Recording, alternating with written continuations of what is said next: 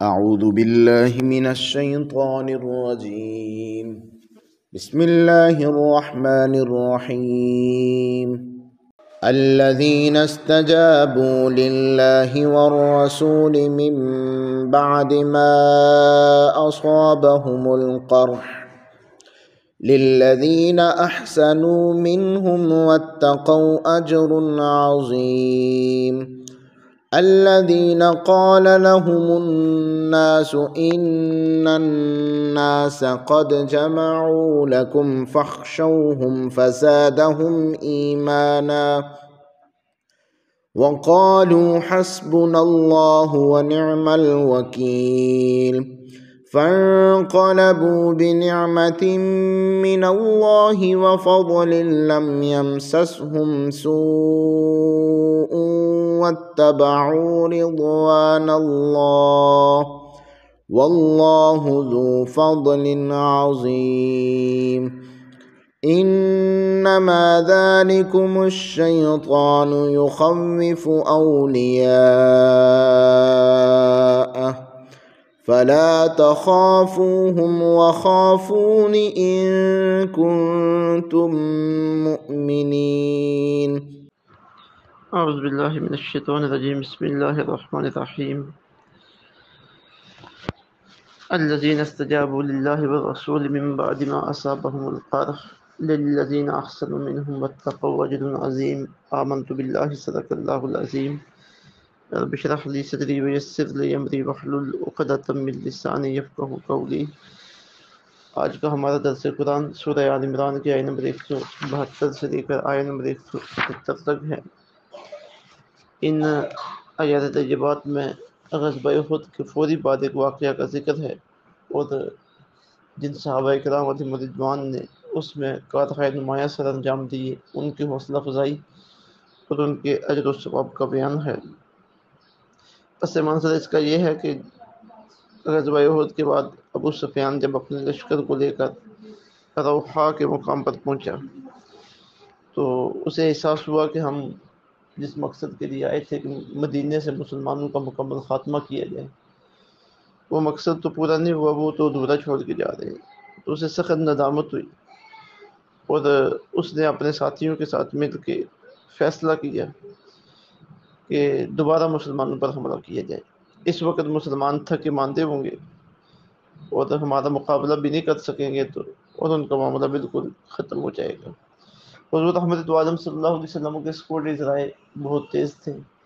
انہوں نے آقا علیہ السلام تک یہ خبر پہنچائی کہ دشمن دوبارہ پیش قدمی کرنا چاہتے ہیں. تو حضرت محمد عالم صلی اللہ علیہ وسلم نے صحابہ کرام علیہ رضوان کو حکم دیا کہ ان کا یہ ارادہ ہے، ہمیں چاہیے کہ ہم آگے نکل کر باہر نکل کر خود ان کا تعاقب کریں، ان کا پیچھا کریں اور اپنی طاقت کا مظاہرہ کریں تاکہ انہیں واپس پلٹنے کی ہمت نہ ہو سکے. لیکن ہمارے ساتھ جائیں گے وہی لوگ جو غزوہ احد میں شامل تھے. اب یہ بھی ایک آزمائش تھی. غزوہ احد کے تھکے ماندے لوگ اسی دورانیے میں آگے کی طرف جانا اور دشمن کا مقابلہ کرنا، سفر کر کے جانا، یہ کوئی آسان کام نہیں تھا.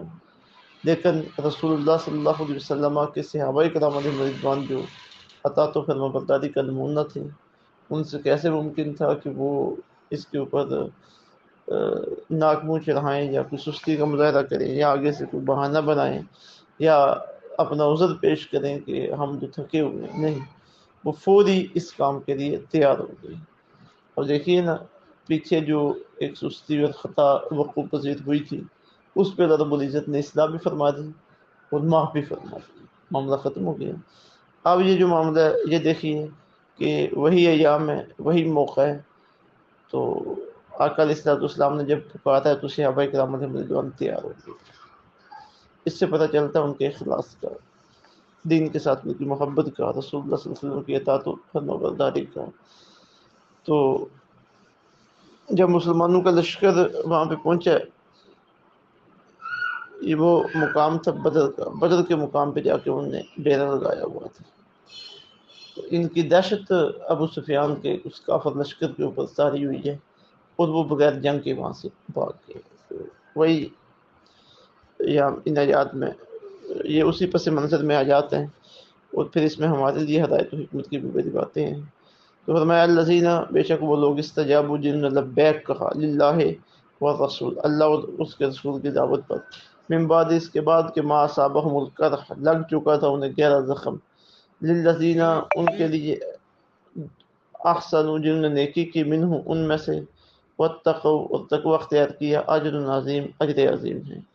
الذین، یہ وہ لوگ ہیں، قال لهم الناس، جب کہا ان سے لوگوں نے، ان الناس قد جمعوا، کہ بے شک کافروں نے جمع کر رکھا ہے، لکم، تمہارے لیے، یعنی کافروں نے تمہارے لیے بہت لشکر اور ساز و سامان جمع کر رکھا ہے، فخشوہم، سو ڈرو تم ان سے، فزادہم ایمانا، تو بڑھا دیا اس بات نے ان کے ایمان کو، وقالوا حسبنا اللہ، اور انہوں نے کہا کہ کافی ہے ہمارے لیے اللہ تعالیٰ، ونعم الوکیل، اور وہ بہترین کارساز ہے۔ فانقلبوا بنعمت من اللہ، وہ واپس آئے، یہ لوگ واپس آئے اللہ رب العزت کی انعام کے ساتھ، بفضل، اور فضل کے ساتھ، لم یمسسہم سوء، نہ چھوا ان کو کسی برائی نے، واتبعوا رضوان اللہ، وہ پیروی کرتے رہے اللہ کی رضا کی، واللہ ذو فضل عظیم، اور اللہ تعالیٰ فضل عظیم کا مالک ہے۔ انما ذالکم الشیطان، یہ تو شیطان ہے، یخوف، جو ڈراتا ہے تمہیں، اولیاء، اپنے دوستوں سے، فلا تخافوہم، پس نہ ڈرو ان سے، وخافونی، اور مجھ سے ہی ڈرا کرو، ان کنتم مؤمنین، اگر تم اہل ایمان ہو۔ پہلی آیت میں رب العزت نے وہی بات ذکر کی ہے جو آقا علیہ السلام نے دوبارہ بلایا کہ روحا کے مقام پر انہوں نے یہ ارادہ کیا ہے اور ہم نے جانا ہے، جا کے ان کا تعاقب کرنا ہے۔ تو جو لوگ پہلے سے میدان احد میں ہمارے ساتھ موجود ہیں وہی ہمارے ساتھ چلیں گے تعاقب کے لیے، تو فوری صحابہ کرام رضی اللہ عنہم تیار ہو گئے۔ تو ان کی تحسین کی گئی ہے کہ الذین استجابوا للہ والرسول، جنہوں نے لبیک کہا اللہ اور اللہ کے رسول کی دعوت پر۔ استجابوا کا مطلب ہے قبول کیا، دعوت کو مانا۔ اس کا جو بہترین مفہوم ہے وہ لفظ لبیک کے اندر آ جاتا ہے۔ لبیک کا مطلب کیا ہے؟ یہ عرض کرنا کہ ہم ہر طرح کی خدمت کے لیے، قربانی کے لیے حاضر ہیں۔ تو جنہوں نے لبیک کہا اللہ اور اللہ کے رسول کی دعوت پر، من بعد ما اصابہم القرح، اس کے بعد کہ انہیں گہرا زخم لگ چکا تھا۔ اب غزوہ احد میں جو مسلمانوں کو نقصان پہنچا تھا، تکلیفیں پہنچی تھی، انہوں نے ان کی پرواہ کی بغیر رسول اللہ صلی اللہ علیہ وسلم کی اس بات پہ لبیک کہا۔ للذین احسنوا منہم، ان کے لیے جنہوں نے نیکی کی ان میں سے، واتقوا، تقوی اختیار کی، اجر عظیم، اجر عظیم۔ اللہ یہ اللہ رب العزت نے اجر عظیم کی بشارت دے رہے ہیں۔ الذین قال لهم الناس، یہ وہ لوگ ہیں کہ جب کہا انہیں لوگوں نے کہ ان الناس قد جمعوا لکم، کہ بے شک کافروں نے جمع کر رکھا ہے تمہارے لیے بڑا ساز و سامان لشکر، فخشوہم، تو سو تم ڈرو ان سے، فزادہم ایمانا، تو بڑھا دیا اس بات نے ان کے ایمان کو۔ مطلب یہ کہ جب انہیں یہ دھمکی دی گئی کہ کافروں نے تمہارے لیے بڑا لشکر اور ساز و سامان تیار کر رکھا ہے، بجائے اس کے کہ وہ اس دھمکی سے ڈرے نہیں، بلکہ اس دھمکی نے ان کے ایمان کو مزید بڑھا دیا، اور وہ ان کا مقابلہ، مطلب کہ ایمان مزید تیز ہو گیا، مضبوط ہو گیا ان کا، اور وہ مقابلہ کرنے کے لیے تیار ہو گئے کہ کافر کون ہوتے ہیں، ہم ان کا مقابلہ کریں گے۔ اب اس کا پس منظر یہ ہے کہ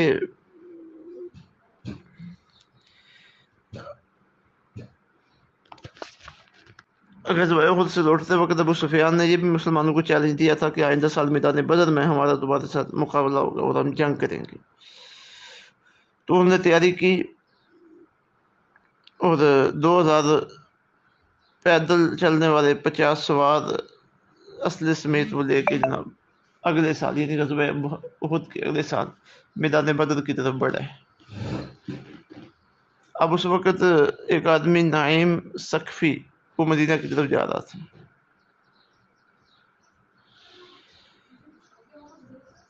جب وہ مدینہ پہنچا تو اس نے آ کر پروپیگنڈا کیا، لوگوں کو بتایا کہ ابو سفیان نے تو بڑا تمہارے لیے جناب لشکر جمع کیا ہوا ہے، اسلحہ جمع کیا ہوا ہے، اور تم اس کے مقابلے کے لیے نہ نکلنا۔ یعنی اس کی پہلے سے نعیم کی ابو سفیان کے ساتھ کمٹمنٹ تھی کہ تو نے انہیں ڈرانا ہے، دمکانا ہے، اور تاکہ وہ مدینے کے اندر ہی رہے اور ہم جا کے ان کے اوپر حملہ کرتے ہیں۔ تو ابو نعیم ایک تو ڈرا رہا تھا کہ بڑا لشکر ہے اس کا، اور دوسرا ساتھ یہ ذہن سازی کرنے کی کوشش کر رہا کہ تم نے مدینے کے اندر ہی رہنا ہے. لیکن مسلمانوں نے اس کی بات کی طرف توجہ نہیں دی. انہوں نے کہا جی ہم نے اللہ رب العزت کے لیے لڑنا ہے، تو مدینے میں رہنے کی ہمیں کیا ضرورت ہے، ہم باہر نکل کر اس کا مقابلہ کریں گے. تو آقا علیہ الصلوۃ والسلام کی قیادت میں صحابہ کرام علیہم رضوان مدینے سے باہر نکلے، بدر کی طرف گئے. لیکن ابو سفیان کے لشکر کو مسلمانوں کا مقابلہ کرنے کی طاقت نہیں ہو سکی، اور مسلمان خوشی کے ساتھ فتح کے ساتھ واپس پلٹے. اب یہ اس کی بات ہو رہی ہے. الذین قال لهم الناس، یہ وہ لوگ ہیں کہ جب کہا انہیں لوگوں نے ان الناس قد جمعوا لکم، بے شک کافروں نے جمع کر رکھا ہے تمہارے لیے، یعنی ساز و سامان لشکر، فخشوہم، سو تم ڈرو ان سے، فزادہم ایمانا، تو اس دھمکی نے ان کے ایمان کو بڑھا دیا. اللہ، یہی بدلے مومن کی شان ہے، اللہ کے دشمنوں کے مقابلے میں وہ سینے تان کے کھڑا ہو جائے. وقالوا حسبنا اللہ، اور انہوں نے کہا جی ہمارے لیے تو اللہ کافی ہے، ونعم الوکیل، وہ بہترین کارساز. اگر کافروں کے پاس لشکر و سامان ہے تو ہمارے پاس ساتھ اللہ ہے.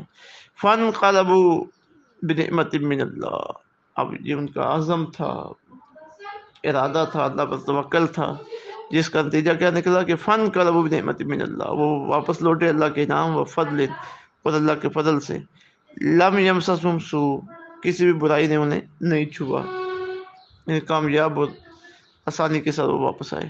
واتبعوا رضوان اللہ، اور پیروی کرتے رہے اللہ کی رضا کی. واللہ ذو فضل عظیم، اللہ تعالیٰ صاحب فضل عظیم ہے. پھر آگے ایک بات بیان کی جا رہی ہے کہ شیطان تو تمہیں ہمیشہ ڈراتا ہی ہے، مال کی کمی واقع ہو جائے گی، مت جاؤ گے، جان شہید ہو جاؤ گے، جانوں کی کمی واقع ہو جائے گی، عزت و آبرو تمہارا مجروح ہوگا اس راستے میں. شیطان تو یہ کرتے ہیں، یہ خیالات آتے ہیں، یہ شیطانی طاقتیں آ کے بندے کے یہ ذہن سازی کرتے ہیں. لیکن بندہ مومن ہے جب وہ حق کے راستے پہ چل رہا ہو تو پھر وہ ان چیزوں کی پرواہ نہیں کرتا. حق کے راستے کا ایک ایک قدم اسے جنت کی طرف لے کے جا رہا ہوتا ہے، اور اس کے لیے باعث تسکین دل ہوتا ہے. تو فرمایا انما ذالکم الشیطان، یہ تو شیطان ہے، یخوف، جو ڈراتا ہے تمہیں اولیاء، اپنے دوستوں سے. فلا تخافوہم، پس نہ ڈرو اس سے، وخافونی، اور مجھ سے ڈرا کرو، ان کنتم مؤمنین، اگر تم مومن ہو. یعنی شیطان کی باتیں سن کے تم نے اس راستے سے قدم پیچھے نہیں ہٹا لینے، بلکہ اس پہ ڈٹے رہنا، تو تمہاری ساری توجہ میری طرف ہونی چاہیے. اللہ رب العزت سمجھ کے اور عمل کی توفیق عطا فرمائے. وما علینا الا البلاغ.